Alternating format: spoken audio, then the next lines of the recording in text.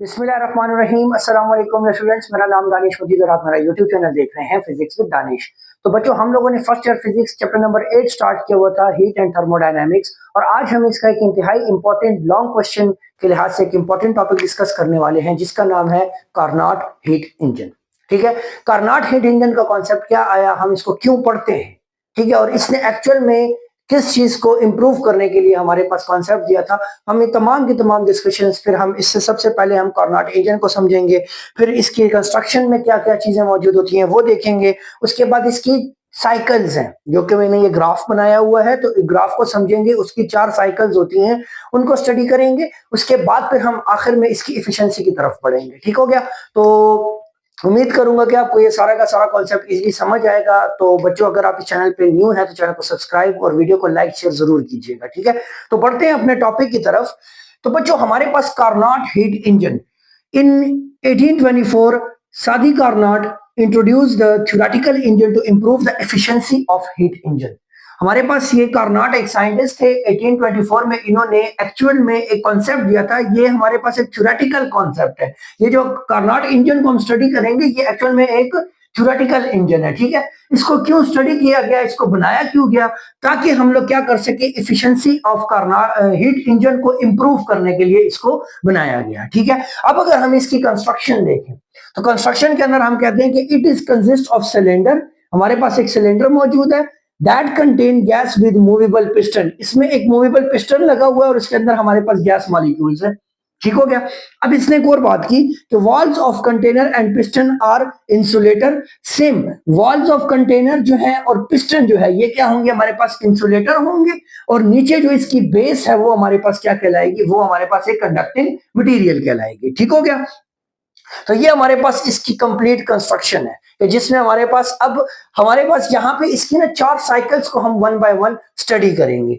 अब साइकिल्स में क्या क्या है, तो हमारे पास Carnot engine operates in a cycle.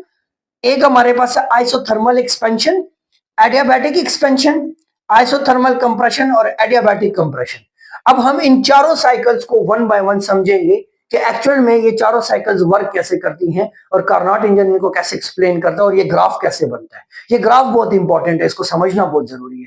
देखिए बच्चों, ये जो 4 चीजें हैं, आइसोथर्मल, एडियाबैटिक, आइसोथर्मल कंप्रेशन और एडियाबैटिक कंप्रेशन और एक्सपेंशन, इनकी ये मैंने प्रीवियस एक वीडियो लेक्चर रिकॉर्ड किया हुआ है, जिसके अंदर मैंने आइसोथर्मल प्रोसेस को भी डिस्कस किया हुआ और एडियाबैटिक प्रोसेस को डिस्कस किया है, आइसोबैरिक और आइसोकोरिक। मैं लिंक जो है तो वो डिस्क्रिप्शन में दे दूंगा। अगर आपने वो वीडियो नहीं देखी तो उस लेक्चर को सुनिएगा, फिर ये आपको इजीली समझ आएगी। ठीक हो गया? तो अब सब बढ़ते हैं अपने इस साइकिल की तरफ। इसमें जो मेन पार्ट है वो ये साइकिल है। अब जितनी भी बातें मैं आपके साथ करूंगा, तो वो आपने इसको लिख के ना उसको एक्सप्लेन भी करना है।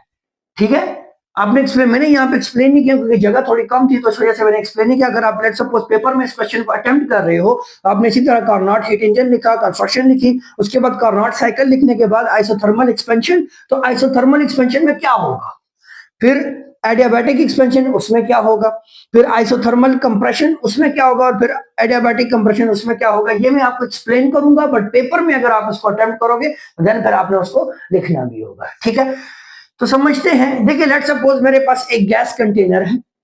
ठीक हो गया? उसके अंदर, कंटेनर के अंदर हम लोगों ने क्या किया जी, कि गैस मॉलिक्यूल्स को ले लिया। अब इसका ये जो हमारे पास वॉल्स ऑफ कंटेनर है, ये हमारे पास इंसुलेटिंग मटेरियल से बनी हुई है, और ये पिस्टन जो है ये भी इंसुलेटिंग मटेरियल है। इससे हीट बाहर या अंदर नहीं आ सकती। अब हम लोग चूंकि पढ़ रहे हैं बच्चों आइसोथर्मल प्रोसेस और एडियाबैटिक प्रोसेस, सबसे पहले मैं बात करूंगा आइसोथर्मल एक्सपेंशन की। ठीक है, तो आइसोथर्मल एक्सपेंशन क्या होती है, पहले आप ये मैं ओवरव्यू दे देता हूं कि एक ऐसा प्रोसेस जिसमें एक थर्मोडायनेमिक सिस्टम अपने इनिशियल स्टेट से अपने फाइनल स्टेट में चला जाता है, बट उसके टेम्परेचर में चेंज ना है। आइसोथर्म मतलब सेम टेम्परेचर। ठीक हो गया? तो उसका टेम्परेचर चेंज ना हो। ठीक हो गया? अच्छा, अब मैं सबसे पहले आइसोथर्मल एक्सपेंशन की बात करता हूं। ठीक है, आइसोथर्मल एक्सपेंशन होगा क्या, इस सिस्टम के अंदर हम लोग यहां से हीट प्रोवाइड करेंगे। ठीक हो गया? अब ये हीट क्यों प्रोवाइड होगी, देखो मेरे पास यहां से ये जो पिस्टन है, चूंकि ये मूवेबल है, तो अगर मैं इस पिस्टन के ऊपर मैंने लेट्स सपोज प्रेशर अप्लाई किया हुआ है, और मैं इस प्रेशर को रिड्यूस कर देता हूं, तो प्रेशर को रिड्यूस करूंगा तो ये गैस मॉलिक्यूल्स वर्क करेंगे, जब वर्क करेंगे तो इस कंडीशन में ये पिस्टन मेरे पास मूव होगा और यहां पे हमें एक्सपेंशन देखने को मिलेगी। अब इस एक्सपेंशन में क्या हुआ, volume of the gas molecules increase हुआ, तो यहाँ पे गैस मॉलिक्यूल्स का वॉल्यूम इंक्रीज हो जाएगा। और जब इनका वॉल्यूम इंक्रीज हुआ तो इनका प्रेशर डिक्रीज हो जाएगा। ठीक हो गया, वॉल्यूम इंक्रीज हुआ, प्रेशर डिक्रीज हो जाएगा। तो अब हीट जो है ये हम जो प्रोवाइड करेंगे इसके टेम्परेचर को मेंटेन रखने के लिए हम लोग यहाँ पे यूज कर रहे हैं। प्रीवियस लेक्चर में मैंने यहाँ पे एक रिजर्वायर लगाया हुआ था जो कि इसको हीट प्रोवाइड कर रहा था। ठीक है, तो ये समझ लीजिए वही रिजर्वायर है जो कि हीट प्रोवाइड कर रहा है और टेम्परेचर को कांस्टेंट रखने की कोशिश कर रहा है। अब मेरे पास पॉइंट ए पे लेट्स सपोज इनिशियली मेरे पास ये गैस मॉलिक्यूल्स मौजूद है जिसका प्रेशर P1 है और वॉल्यूम V1 है, ये रहा। ठीक है, ये मेरे पास इसका प्रेशर P1 आ गया और वॉल्यूम V1 आ गया। ठीक है, अब क्या हुआ, एक्सपेंशन हुई, एक्सपेंशन हुई तो यहां से A से B तक ये मेरे पास गैस एक्सपेंड हुई। ठीक हो गया, अब जैसे B पॉइंट तक पहुंची तो अब यहां पे वॉल्यूम एक्सपेंड होने की वजह से अब वॉल्यूम V1 से V2 पे चला गया।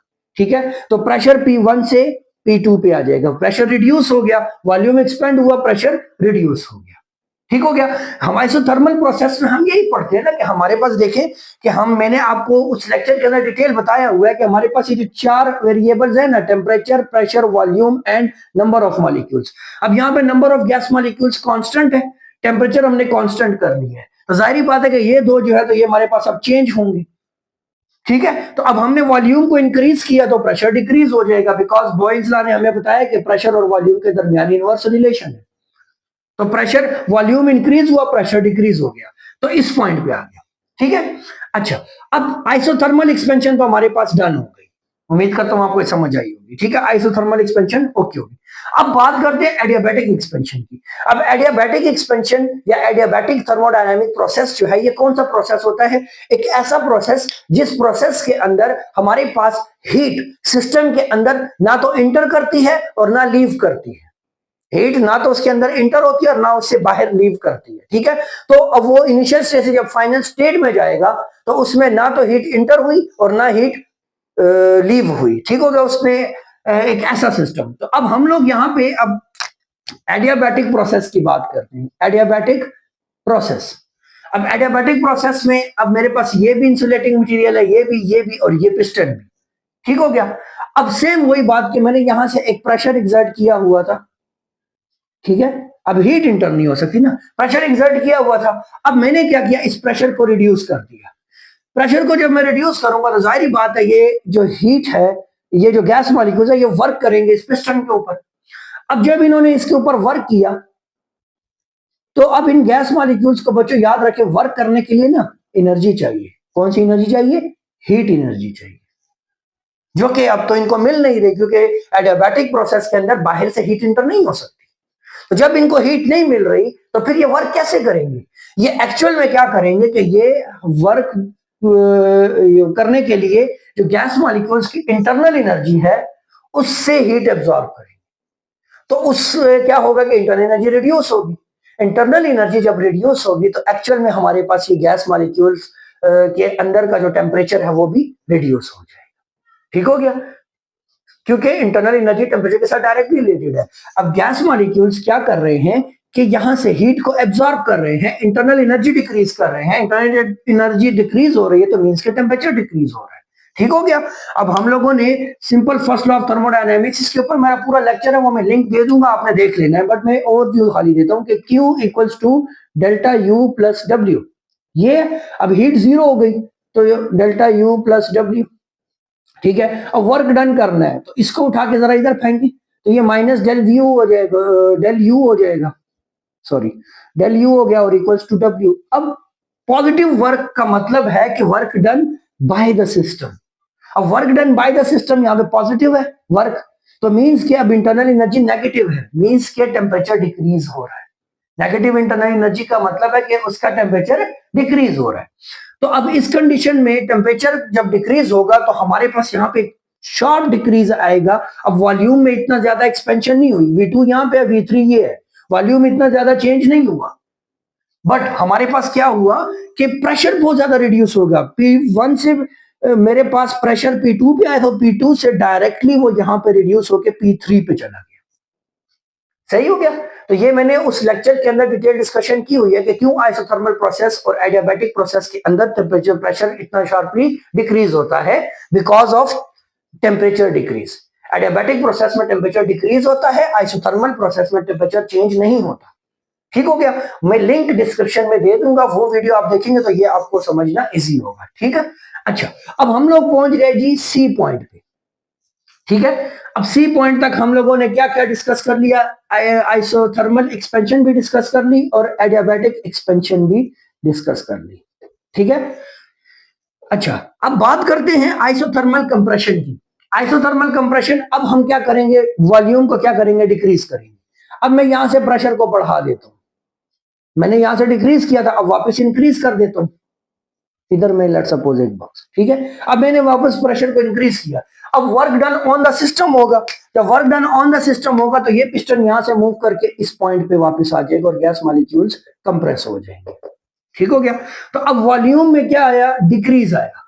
तो वॉल्यूम में डिक्रीज आया तो प्रेशर भी इंक्रीज होगा। तो वॉल्यूम में हमारे पास डिक्रीज आया, वॉल्यूम हमारे पास V3 से V4 पे आ गया। ठीक है।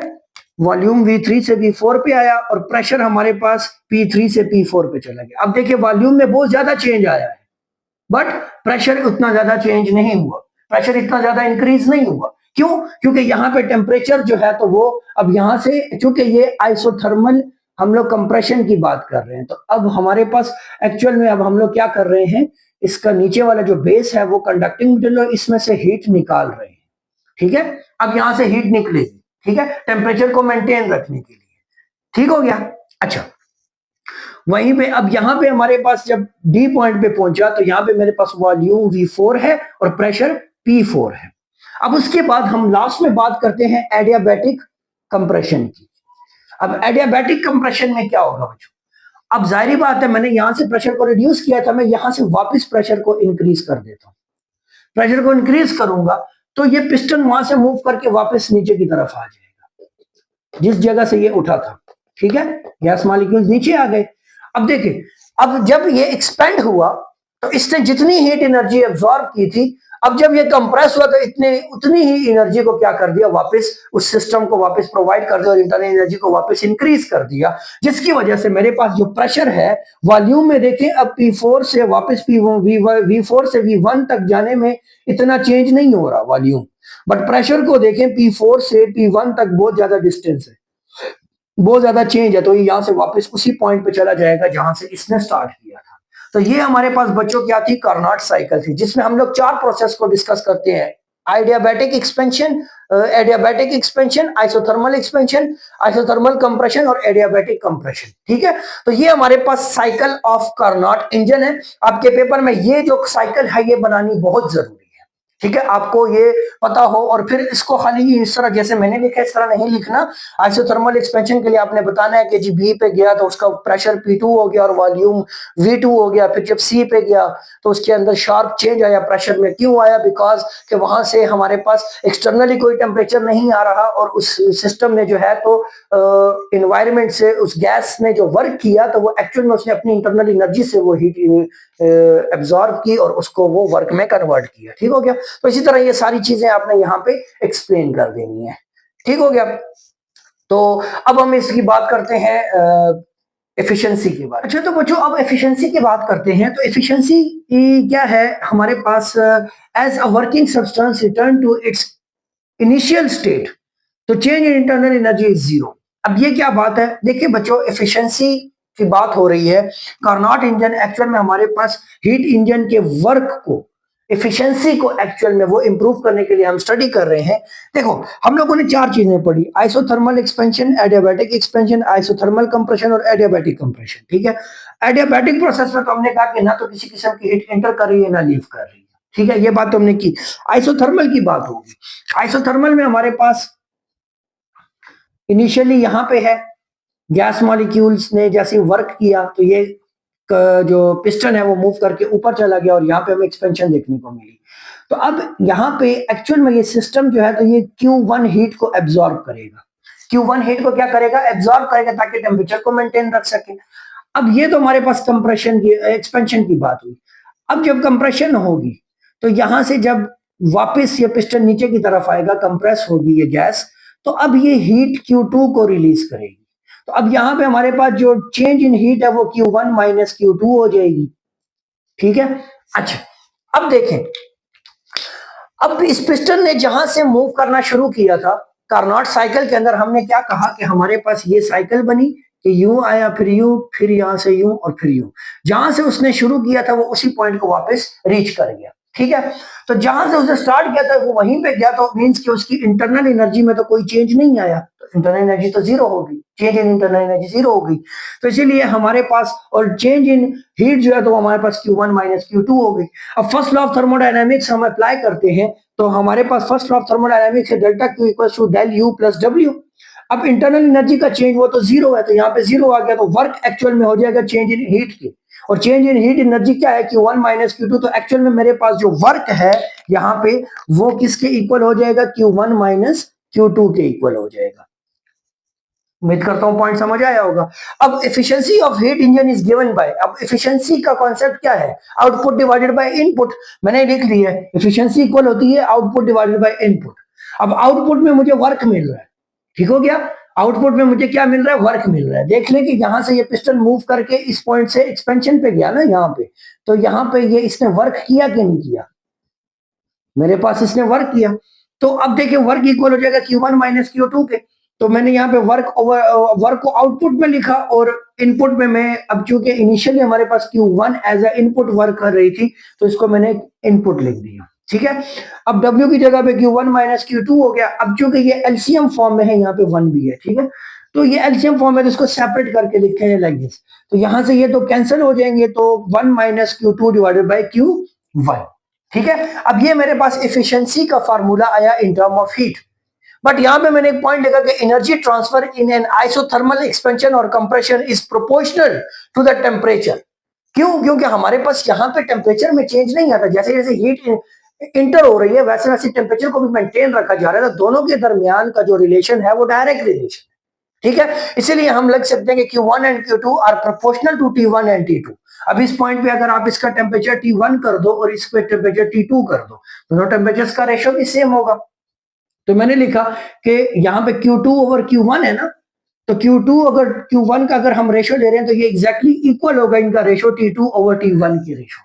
ठीक है। और फिर हम लोग यहाँ पे Q2 ओवर Q1 की जगह पे 1 माइनस T2 ओवर T1 भी लिख सकते हैं, और अगर आप इसको परसेंटेज की फॉर्म में लिखना चाहें तो आप मल्टीप्लाई विद 100 भी लिख सकते हैं। ठीक है। तो ये हमारे पास एफिशिएंसी का टॉपिक था फॉर कार्नोट इंजन। अब एफिशिएंसी ऑफ कार्नोट इंजन बच्चों, ये हमारे पास डिपेंड करती है सिर्फ तीन चीजों पे, दो चीजों, टेम्परेचर ऑफ हॉट रिजर्वायर और कोल्ड रिजर्वायर। ठीक है। कि हमारे पास इनपुट और आउटपुट के दरमियान का जो टेम्परेचर डिफरेंस है वो कितना है।